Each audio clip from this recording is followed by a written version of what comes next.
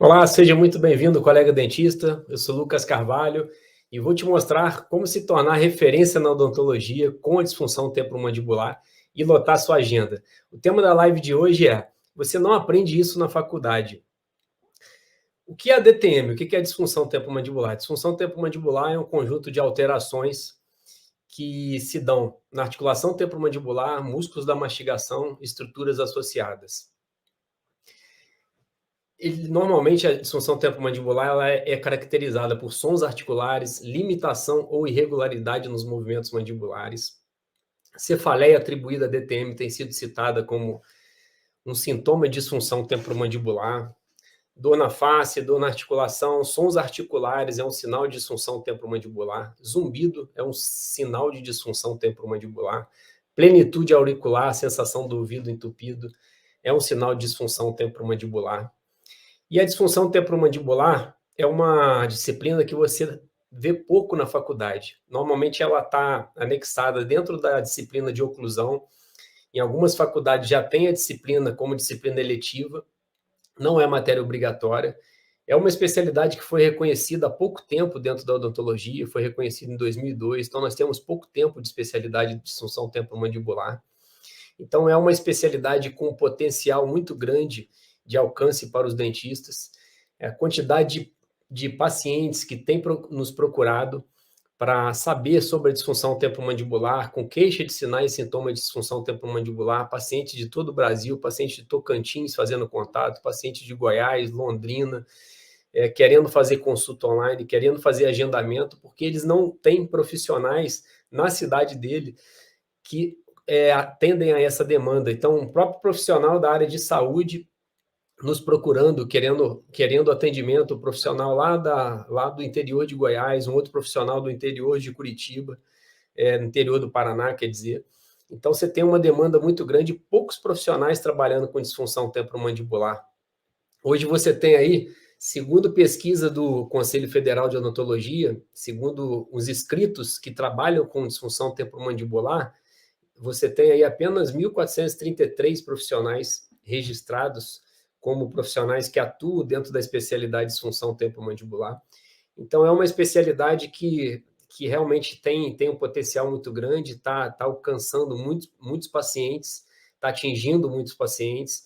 Existe uma confusão em relação à disfunção temporomandibular quando se pensa em bruxismo. Então, o bruxismo é uma atividade parafuncional dos músculos da mastigação. Você tem dois tipos aí de bruxismo. Você tem o bruxismo do sono, que é o paciente quando faz o apertamento ou ranger de dentes durante o sono, e você tem um bruxismo em vigília, que é quando o paciente faz na maioria das vezes, o apertamento durante o dia, o apertamento em vigília. E esse bruxismo ele tem duas características. Ele pode ser o bruxismo que é chamado bruxismo cêntrico e o bruxismo excêntrico. O bruxismo cêntrico é o bruxismo de apertar e o bruxismo excêntrico é o bruxismo de ranger os dentes. Então, a disfunção temporomandibular, quando a gente começa a conversar com os alunos e mostrar esse campo que a disfunção temporomandibular tem dentro da odontologia, você mostra para os alunos o seguinte: você tem uma prevalência hoje, a cada 100 pessoas, 31 pessoas têm disfunção temporomandibular. A cada 100 pessoas, 16 a 59 delas, ou seja, 16 a 59% das pessoas têm sintomas de disfunção temporomandibular. Não quer dizer que ele tem o diagnóstico do problema. E você tem uma outra prevalência aí de até 85% de sinais de disfunção temporomandibular, ou seja, a cada 100 pessoas, 85 tem um sinal de disfunção temporomandibular. Isso pensando em prevalência dentro da literatura científica, da forma que ela é citada. Mas quando você pensa em diagnosticar a doença, você imagina, a cada 100 pessoas, 31 têm disfunção temporomandibular. Você pega um país como o Brasil, país de 213 milhões de habitantes, você faz um cálculo aí, 31% dos pacientes na sua cidade, se você mora numa cidade com 100 mil habitantes, 31 mil pessoas podem ter o diagnóstico de disfunção temporomandibular. Só que muitos pacientes têm o problema e não procuram o primeiro dentista, ou não procuram o dentista que tem a especialidade ou que trabalha com disfunção temporomandibular. Ele acaba procurando o médico primeiro. E o médico, muitas das vezes, ele não sabe para quem indicar, ele não sabe a quem recorrer. Em algumas situações, ele acaba recorrendo, quando ele pede todos os exames, faz toda a avaliação e viu que o paciente não tem nada na área de alcance dele, aí ele encaminha para o dentista. E normalmente ele encaminha ou para o ortodontista para tratar uma maloclusão, porque ele acha que a maloclusão está relacionada à disfunção temporomandibular, ou às vezes ele encaminha para o bucomaxilofacial, que é o que normalmente acontece nos encaminhamentos. Estou até com um aluno que é bucomaxilo, ele falou muito isso. Ele fala que acaba recebendo muito paciente que encaminhado de otorrino, de neurologista, por ele ser bucomaxilo.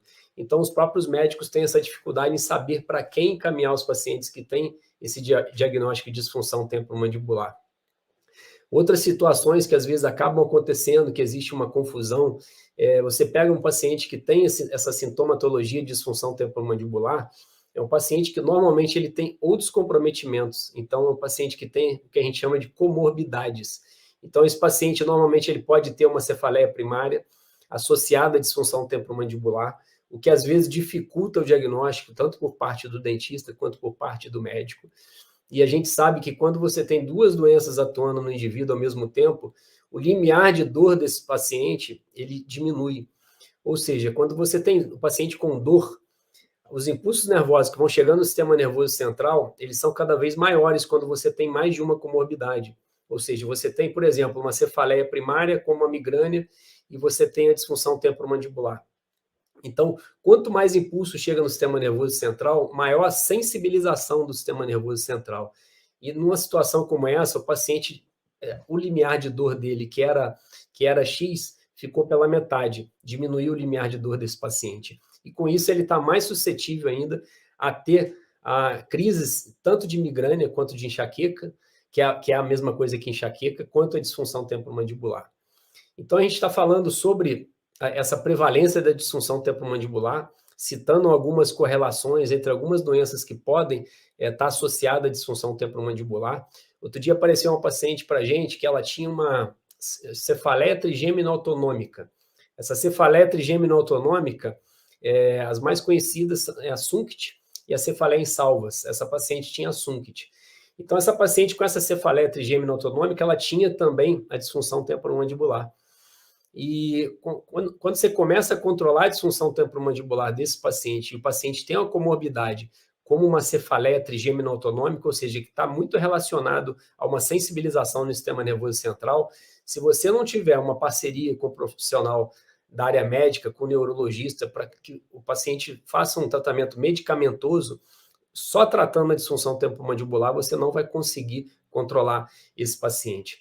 E normalmente nas nossas aulas, normalmente a gente orienta exatamente isso, como diagnosticar diferencialmente as diversas dores orofaciais. Então a gente mostra para o aluno como saber diferenciar, por exemplo, uma cefaleia em salvas, como diferenciar uma neuralgia do trigêmeo, uma neuralgia do glossofaríngeo.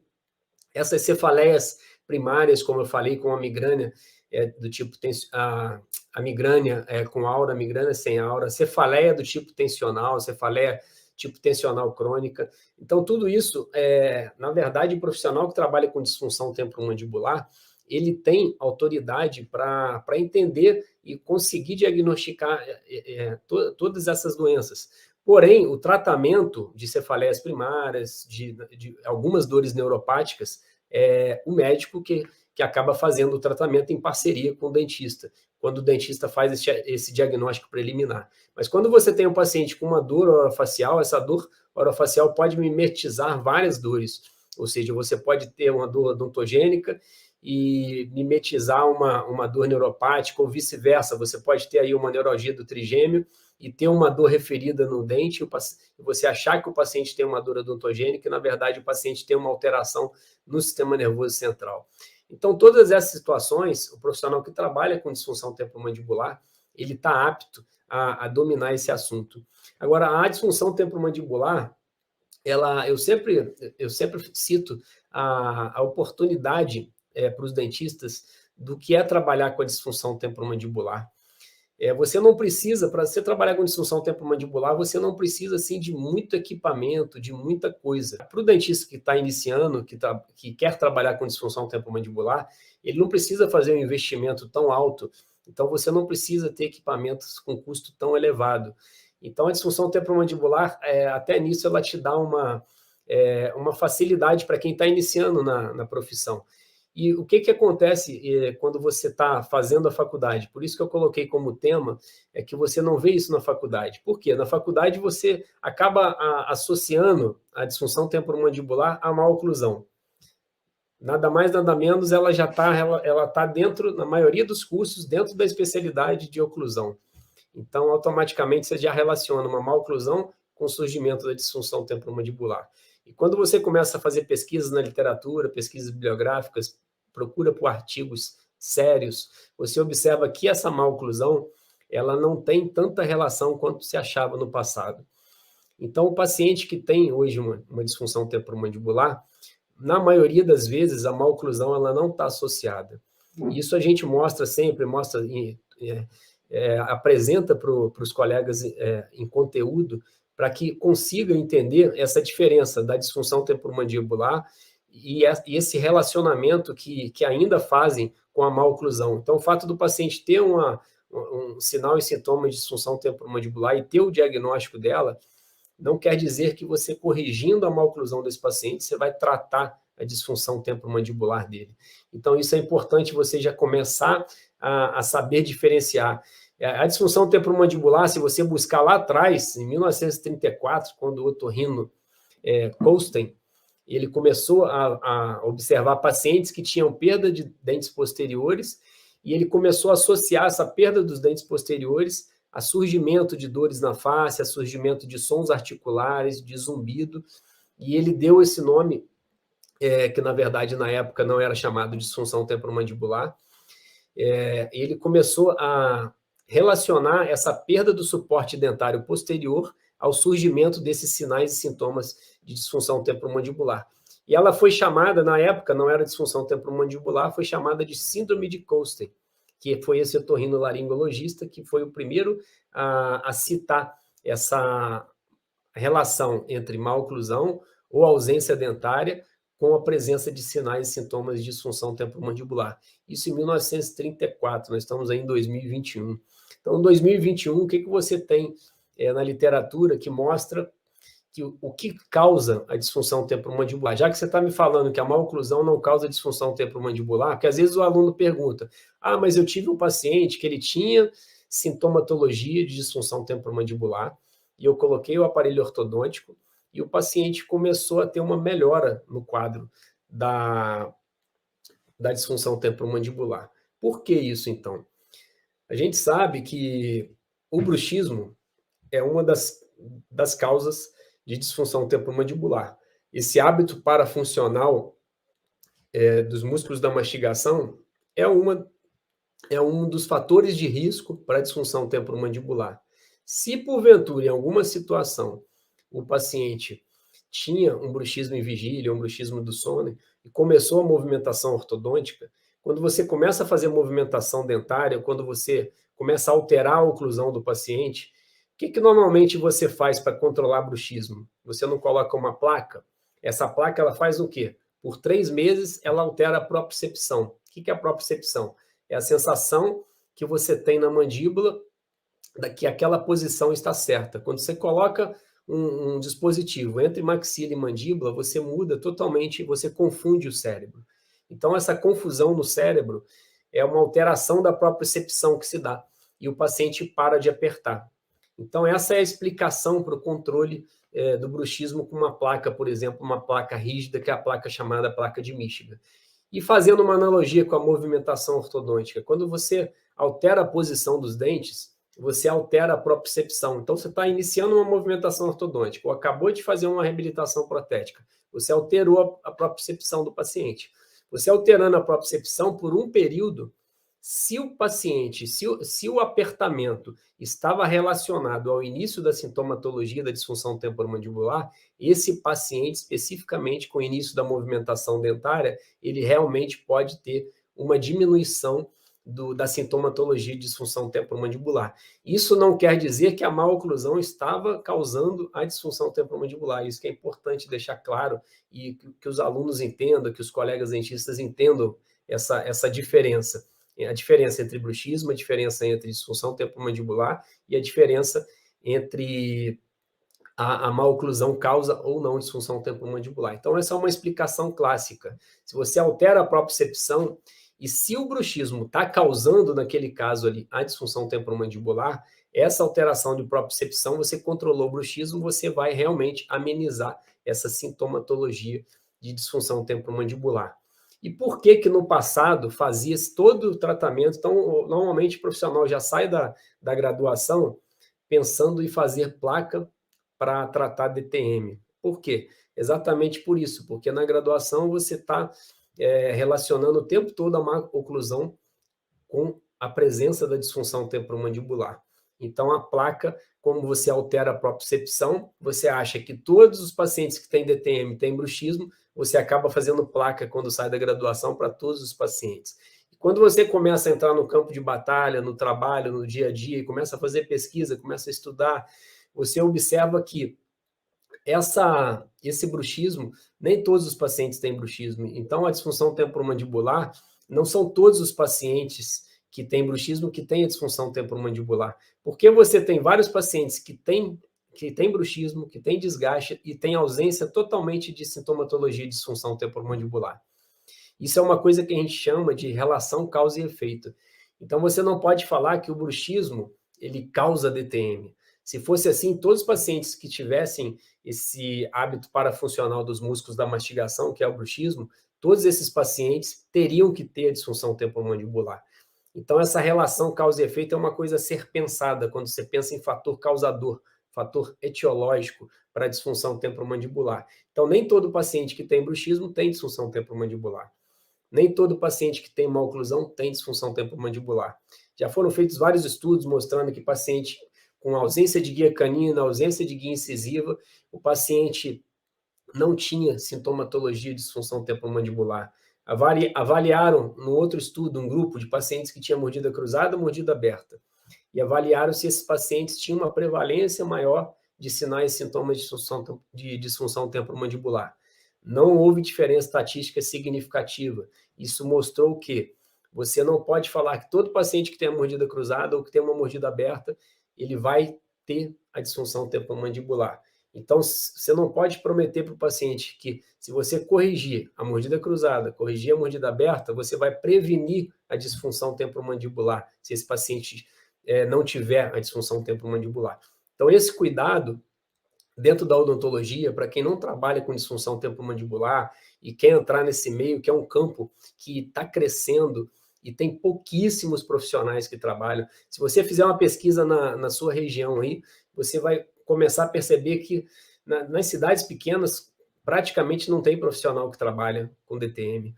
Nas cidades médias e grandes, pouquíssimos profissionais. Você vê, no Conselho Federal de Odontologia, de 362 mil dentistas, você tem 1.433 apenas que trabalham com DTM. Então, é um campo, assim, absurdo. Como eu tenho postado muito conteúdo de disfunção temporomandibular, quantidade de paciente que nos procura o tempo todo, mandando direct, mandando mensagem, mandando WhatsApp, consultório, paciente de Manaus, paciente de Londrina, querendo vir aqui em Petrópolis, que é o lugar mais perto do aeroporto, do Galeão ou do Santos Dumont, para fazer consulta, porque não tem profissionais na cidade deles que trabalham com disfunção temporomandibular. E os pacientes estão cada vez mais perdidos, não sabem quem procurar. Então, essa é a minha missão, divulgar a disfunção temporomandibular, mostrar para vocês, dentistas, que a disfunção temporomandibular ela tem um campo muito grande, você pode ajudar muito as pessoas e, em contrapartida, melhorar o preenchimento da sua agenda, se tornar referência. Quando você trabalha com uma especialidade que tem poucos profissionais que trabalham na sua cidade ou região, o que acontece com isso? Você começa a se tornar referência, tanto para os médicos quanto para os dentistas, para os colegas. Então, a disfunção temporomandibular, quando você começa a aplicar no paciente, começa a divulgar que você é um profissional da área, que você trabalha com DTM, é impressionante como que aumenta a indicação desses pacientes que têm a disfunção temporomandibular e chegam para a gente o tempo todo. Então, essa divulgação da disfunção temporomandibular, por ela não ser uma disciplina obrigatória na faculdade, e por acharmos ainda, boa parte dos profissionais ainda baterem na tecla que essa maloclusão que aprendeu-se lá no passado ainda causa DTM, então é uma necessidade realmente de buscarmos formar mais profissionais, para que consigamos tratar os pacientes da forma assim embasada dentro da literatura científica, podermos dar o melhor realmente para os nossos pacientes. Então, acho que essa é a missão de qualquer professor, de qualquer tutor, de qualquer profissional que quer ajudar a profissão, ajudar os colegas, e esse crescimento na verdade, dentro do seu consultório, quando você começa a se tornar referência em odontologia, você consegue alcançar, como eu falei, regiões diferentes, regiões um pouco mais distantes da região que você atua, ou seja, de outras localidades. Você começa a receber pacientes de outras cidades, de outros municípios, em alguns casos até de outros estados, é impressionante. Quando você começa a divulgar que você trabalha com DTM, o que acontece? Uma das ideias nossas é exatamente isso. Além de formar o profissional, dar a ele alternativas e mostrar a ele como você faz captação de paciente, como você vai conduzir esse paciente que tem a disfunção temporomandibular para chegar ao seu consultório. A primeira coisa é você começar a fazer uma triagem dos seus pacientes. Então, se você começar a fazer um questionário de triagem de sinais e sintomas de disfunção temporomandibular na sua recepção, você vai ver que boa parte dos seus pacientes tem sintomatologia de disfunção temporomandibular. Se esses pacientes têm essa sintomatologia de disfunção temporomandibular, eles devem ser melhor avaliados pelo profissional. E quando eles são melhor avaliados pelo profissional, você vai observar que boa parte desses pacientes que você tratava e não avaliava ele a fundo, olhava só para o dente, você vai começar a observar que esse paciente tem sintomatologia de disfunção temporomandibular e, na maioria das vezes, tem o diagnóstico da disfunção temporomandibular.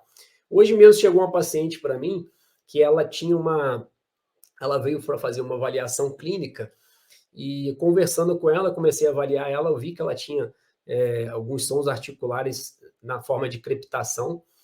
Ela tinha um exame radiográfico, o exame radiográfico sugeriria uma doença degenerativa na articulação temporomandibular, e normalmente quando eu suspeito de uma doença degenerativa, o que eu faço? Já peço uma tomografia. E é uma paciente que estava em outro país, veio para cá, já passou pela mão de inúmeros profissionais e falou para mim, olha, ninguém nunca falou isso comigo.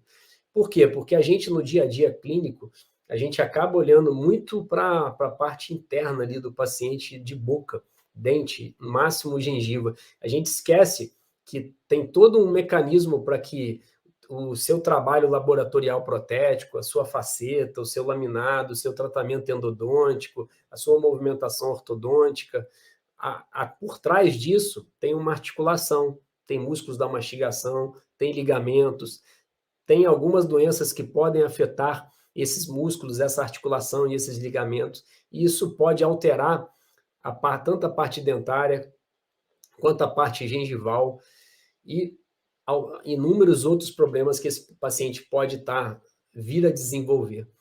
Então, quando você começa a trabalhar com a disfunção temporomandibular, eu falava no início que quando, por exemplo, o médico que gosta da profissão, ele faz uma consulta muito demorada e investiga o paciente a fundo. Então, quando você trabalha com disfunção temporomandibular, eu costumo sempre falar isso, quando você está nessa especialidade, você acaba fazendo uma consulta muito parecida com a consulta médica, que é uma consulta de tomada de história, você investiga o histórico do paciente, você palpa o paciente, palpação extraoral, não intraoral, você avalia parte glandular de linfonodos, você avalia parte de músculos da mastigação, articulação temporomandibular. Então, é um conhecimento que você passa a ter que realmente, no meu caso, mudou a minha vida. A disfunção temporomandibular, quando eu entrei dentro dela, além dela realmente ter dado um boom dentro do meu consultório, ela me mostrou, primeiro, como ser uma pessoa melhor.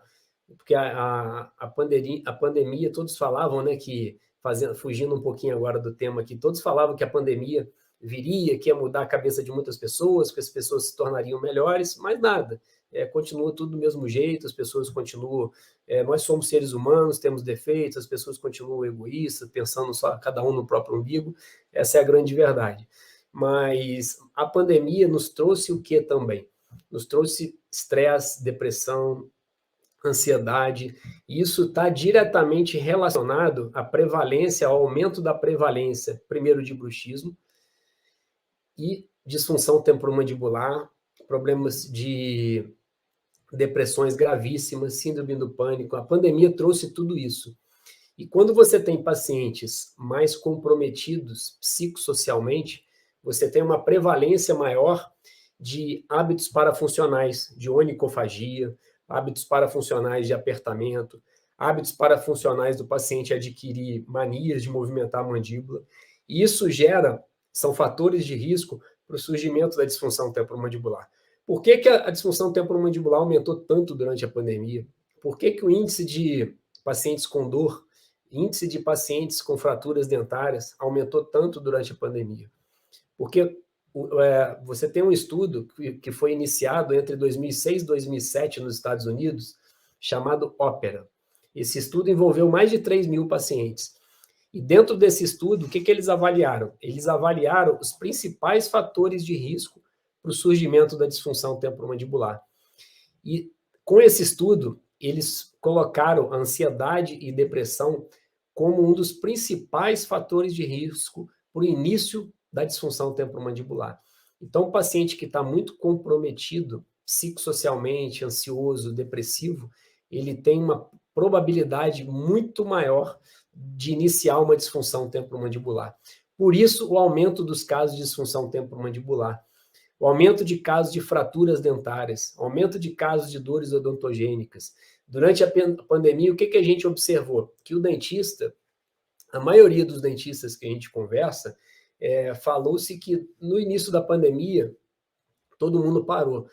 Mas depois, todo mundo continuou trabalhando normalmente, atendendo só a emergência. Por quê? A gente começou a observar que boa parte dos pacientes que chegam no consultório são procedimentos emergenciais, são fraturas, são pacientes com dor, são pacientes com sangramento gengival, pacientes que travam a boca e não conseguem abrir, ou paciente que abriu a boca e não conseguiu fechar. Então, são todas emergências que apareceram muito no consultório. Por que isso? Porque boa parte desses sinais e sintomas que eu acabei de falar, eles estão relacionados a estresse, a ansiedade, a depressão. E esse estudo OPERA, que foi entre 2006 e 2007 que ele iniciou, como eu falei, com mais de 3.000 pacientes, ele comprovou isso, que a prevalência da disfunção temporomandibular em uma população, ela está muito realmente relacionada à alteração emocional do paciente, ao quanto o paciente está no momento depressivo, no momento de extrema ansiedade. Então, esses pacientes são os pacientes que mais vão te procurar.